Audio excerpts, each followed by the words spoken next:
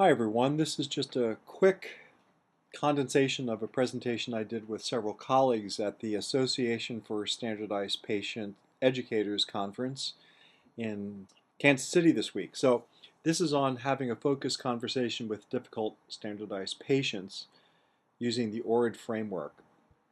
This is a management tool to help you manage conversations so they don't get out of whack. Want to make sure you achieve your goals in having a conversation if you need to with someone that you're having difficulty with. And ORID is a system that can be applied to anyone. You can apply the system when having a conversation that's difficult with your boss, with your spouse, with your partner, really with anyone. It was developed by Brandeis University as a conflict resolution tool. And again, the idea here is to stay focused during a difficult conversation about a difficult topic with someone, perhaps someone you supervise, that tries to minimize the emotionality that might come up and derail your conversation. I'm going to get into what ORID is, but the plan of this would be to first discuss what are difficult conversations. What's the nature of difficult conversations we sometimes have to have with standardized patients that we're supervising? And a big issue is, are difficult conversations difficult for us? We may have some difficulty in the conversations. And in this workshop, then we presented the ORID framework, which is something I've been using for a few years in working with SPs and colleagues. I need ORID myself, again, because sometimes I can get emotional, and then sometimes I lose track of what the main point is. So when we did this workshop, the first thing we asked the participants, which were about 50 people who were mostly young trainers with not a great deal of experience. I'd say 80% of the trainers seemed to have less than 2 years experience with SPs and were having difficulty managing them. It might have been an authority issue, not being sure of their own skills and so forth. But the first thing we asked is, what have been difficult conversations with SPs you train? And some of the issues come up around chronic attendance problems where people don't show up. They've signed up for a program and suddenly they're calling in sick all the time, and they're just simply not reliable, or they come unprepared for an examination. On the bottom left, I'm listing case portrayal issues. Perhaps they've been playing the case a million times, they're getting bored with it, and suddenly they're improvising and changing the case on you. On the top right, performance issues, performance rating issues and feedback might be a problem, where they're not rendering fair scores any longer, or their memory is slipping. Could be a lot of reasons why they're not performing well, and you need to talk with them. Could be relationships with others. As I had mentioned initially, we want to hire standardized patients who have a great deal of social and emotional intelligence. And if they're having difficulty getting along with their colleagues, it's a high pressure situation, then that could be a problem for everyone. It could throw the exam off, it could just create a negative atmosphere, and they might need to be sat down and have a talk with. So the other thing that we asked the attendees at the workshop was, what makes the conversation difficult with you personally? And it could be a lot of things. I think about these issues of how people rent space in your head or your heart. Maybe you might be dealing with some elderly SPs that really need the money but can no longer do the job because they've been working at this job forever. I've worked with some standardized patients for 25 years and they age out. If someone started at 60 and now they're 85 or 90, that could be a problem. They might be really wonderful people but can no longer function appropriately during an exam situation. So that might be a reason why we don't want to have the conversation, but we need to. It could be our own fear of the emotional response that could come up with such a confrontation. And I'm using confrontation to mean to really sit down in front of someone and have a conversation and not avoid it. but perhaps we fear the emotional backlash. We don't like confrontation. We don't like conflict. We want to keep things light and happy. But that's not always possible when you're supervising people. Finding a time and place is one excuse that people don't have a conversation. They'll just kind of kick the can down the road, hope it resolves on its own, and suddenly a problem is festering over the course of time, and you've got a big problem on your hands. And now you have to sit down and actually have the conversation. So whenever you think that you might need to have a conversation with someone, two pieces of advice. The first one is don't wing it. You really need to prepare ahead of time in your head first of what you're going to say, what the issues are, and then how you're going to say it, how you're going to bring up these issues. Don't wing it. Prepare ahead of time.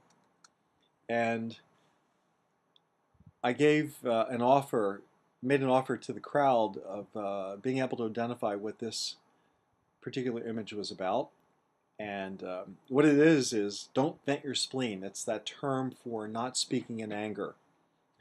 Speaking in anger will simply undermine whatever your message is. Suddenly, it's about you being angry, and it's not about their performance. It's about your approach to them that then gets blown out of proportion. So protect yourself, prepare ahead of time, don't vent your spleen, think through the issues first before actually having such a sit down with someone.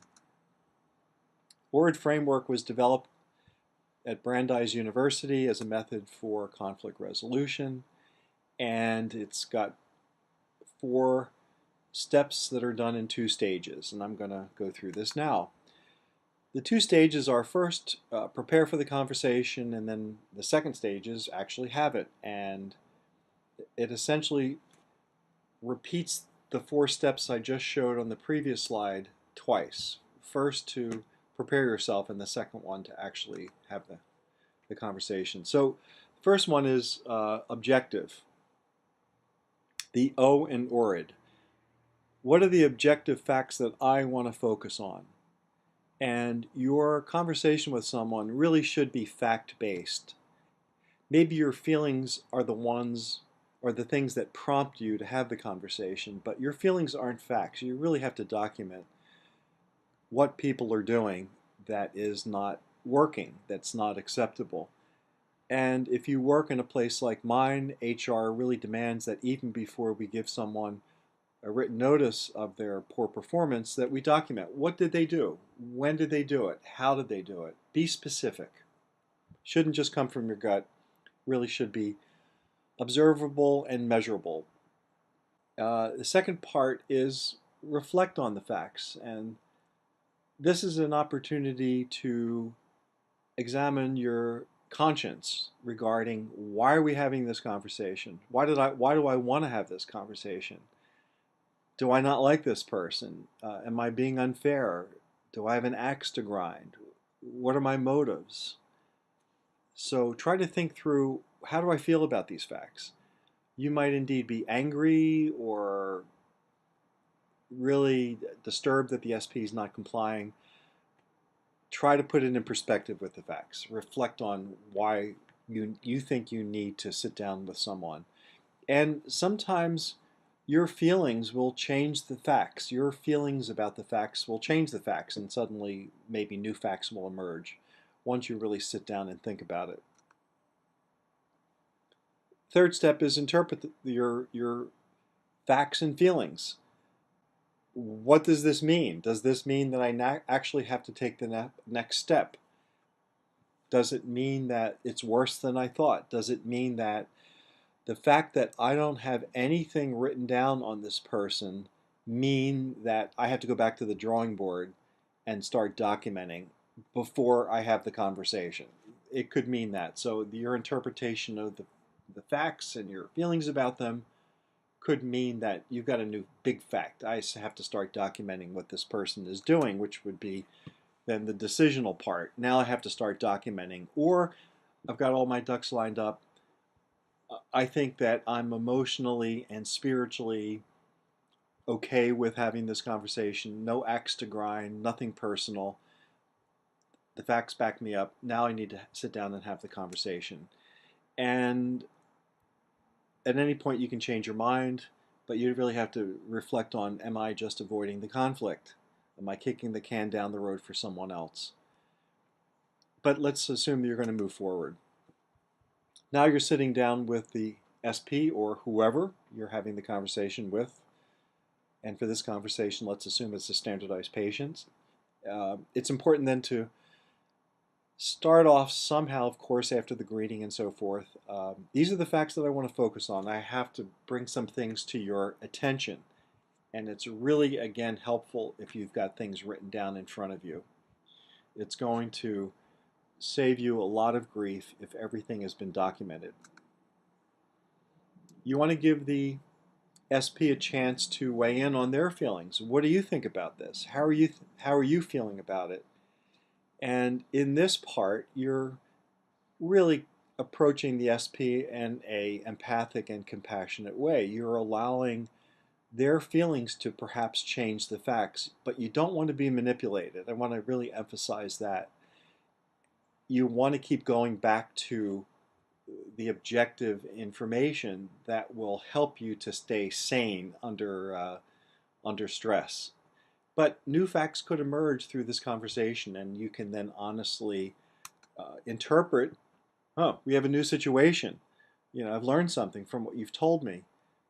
Or what I've learned is that you're making excuses for why you're not showing up for work on time that I really can't accept. Or I appreciate the fact that you drove 40 miles and it took you 2 hours to get here, but you've been missing work or late for work so many times.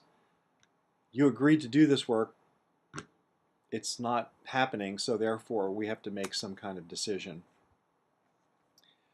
And in this step, you decide what you're going to do. Are you going to move towards termination? Are you going to come up with a new agreement with someone in terms of their availability, in terms of their conduct around the exam center with other people? So the decisional part is what you want to do about it. And this will then lead to perhaps a resolution of the problem, which could mean, again, termination or perhaps a change of expectation. So that's it. And if anybody has any questions about ORID or managing standardized patients, I'd be happy to talk with you. Thanks so much for listening.